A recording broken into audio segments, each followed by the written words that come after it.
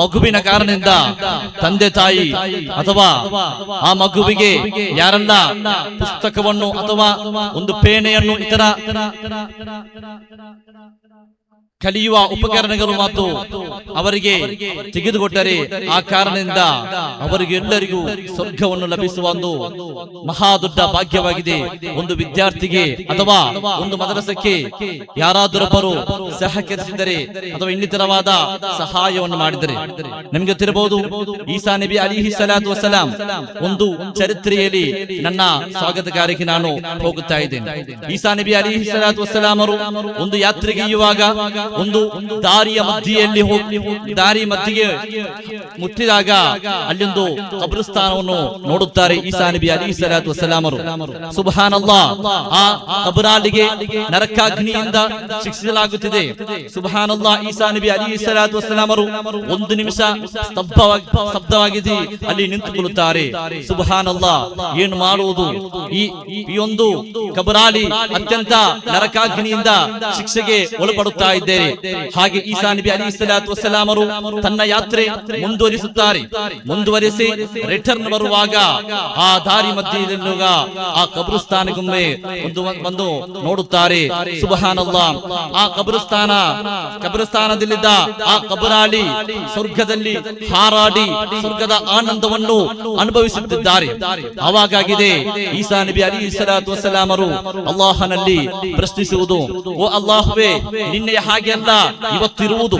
ನಿನ್ನೆ ಹೋಗುವಾಗ ನರಕಾಗ್ನಿಯಿಂದ ಶಿಕ್ಷಿಸಿದ್ದ ಈ ಕಬರಾಲಿ ಇವತ್ತು ನೋಡುವಾಗ ಸ್ವರ್ಗದ ಸ್ವರ್ಗದಲ್ಲಿ ಹಾರಾಡುತ್ತಿದ್ದಾರೆ. ಇದರ ಕಾರಣವೇನು? ಅವಾಗಾಗಿದೆ ಜಿಬ್ರೀಲ್ ಅಲೈಹಿ ಸಲಾತು ವಸ್ಸಲಾಂ ಅವರು ಈಸಾ ನಬಿ ಅಲೈಹಿ ಸಲಾತು ವಸ್ಸಲಾಂ ಅವರ ಹತ್ತಿರ ಬರುವುದು.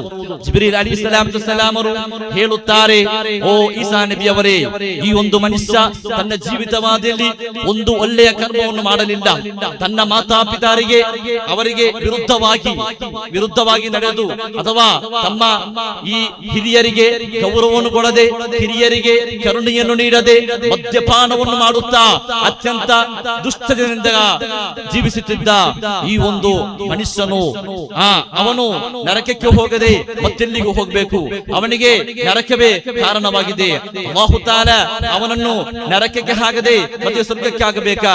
ಆದರೆ ಈಸಾ ನಬಿಯವರೇ, ಈ ಒಬ್ಬ ಮನುಷ್ಯನು ಮರಣ ಹೊಂದುವಾಗ ಈ ಒಬ್ಬ ಮನುಷ್ಯನಿಗೆ ಒಂದು ತುಂಬು ಗರ್ಭಿಣಿಯಾದ ಒಂದು ಪತ್ನಿ ಇರುತ್ತಾರೆ. ಸುಬ್ಹಾನಲ್ಲಾಹ್, ಮರಣ ಹೊಂದಿದ ನಂತರ ಆ ತುಂಬು ಗರ್ಭಿಣಿ ಕೆಲವು ತಿಂಗಳ ನಂತರ ಆ ಗರ್ಭಿಣಿ ಹೆರಿಗೆಯಾಗುತ್ತಾಳೆ. ಹೆರಿಗೆಯಾದ ನಂತರ ತನ್ನ ಶಿಶುವನ್ನು ಅತ್ಯಂತ ಅಚ್ಚುಕಟ್ಟಿನೊಂದಿಗೆ ಲಾಲನೆ ಪಾಲನೆ ಮಾಡುತ್ತಾ ಆ ಒಂದು ಶಿಶು 5 ವರ್ಷವಾದಾಗ ಅಂದು ಇಂಜೀಲ್ ಕಲಿತಾ ಅಂತ ಆ ವೇದ ಗ್ರಂಥವನ್ನು ಕಲಿತಾ ದೊಡ್ಡ ಪಂಡಿತರಲ್ಲಿಗೆ ಈ ಒಂದು ತಾಯಿ ಆ ಒಂದು ಶಿಶುವನ್ನು ಆ ಒಂದು ಮಗುವನ್ನು ಕೊಂಡೊಯ್ದು ಹೇಳುತ್ತಾರೆ, ಓ ಮಹಾನರೇ, ನನ್ನ ಈ ಅನಾಥ ಮಗು ತಂದೆ ಇಲ್ಲದೆ ಅತ್ಯಂತ ಲಾಲನೆ ಪಾಲನೆ ಮಾಡಿದ ಈ ಮಗುವನ್ನು ನನಗೆ ತಿರುಗಿಸಿರುವಾಗ ಒಬ್ಬ ದೊಡ್ಡ ಮಹಾತ್ಮರಾಗಿ ಒಬ್ಬ ದೊಡ್ಡ ಆಲಿಮರಾಗಿ ನನಗೆ ಕೊಡಬೇಕೆಂದು ಆ ತಾಯಿ ಆ ಒಬ್ಬ ಪಂಡಿತನಲ್ಲಿ ಮನವಿ ಮಾಡುತ್ತಾರೆ. ನಂತರ ಆ ತಾಯಿ ತಿರುಗಿ ಮನೆಗೆ ಹೋಗುತ್ತಾರೆ. ಸುಬ್ಹಾನಲ್ಲಾಹ್, ಆ ಮಹಾತ್ಮರು ಹೇಳಿಕೊಡುತ್ತಾರೆ, ಬಿಸ್ಮಿಲ್ಲಾಹಿರ್ ರಹ್ಮಾನಿರ್ ರಹೀಮ್. ಅವಾಗ ಈಸಾ ನಬಿ ಅಲೈಹಿ ಸಲಾತು ವಸ್ಸಲಾಂ ಅವರಲ್ಲಿ ಜಿಬ್ರೀಲ್ ಅಲೈಹಿ ಸಲಾಂ ಹೇಳುತ್ತಾರೆ, ಪರಮ ಕಾರುಣ್ಯನಾದ ಅಲ್ಲಾಹುವಿನ ನಾಮದೊಂದಿಗೆ ಈ ಒಂದು ಇಲ್ಮನ್ನು ಕಲಿಯಲು ನಾನು ಪ್ರಾರಂಭಿಸುತ್ತೇನೆ ಎಂದು ಹೇಳುವಾಗ ಅಲ್ಲಾಹನು ಹೇಳುತ್ತಾನೆ, ಈ ಮಗುವಿನ ತಂದೆಯನ್ನು ನಾನು ಹೇಗೆ ನರಕಕ್ಕೆ ಪ್ರವೇಶಿಸಲಿ? ಕಾರಣ ನಾನು ಕಾರುಣ್ಯವನಾದ ಕೃಪೆಯುಳ್ಳವನಾದ ನನ್ನ ನಾಮವನ್ನು ಉಚ್ಚರಿಸಿದ ಆ ಮಗುವಿನ ತಂದೆಯನ್ನು ನರಕಕ್ಕೆ ಹೋಗಲು ನನಗೆ ಯೋಚಿಸದಲ್ಲ, ನನಗೆ ಅರ್ಹವಾದದಲ್ಲ.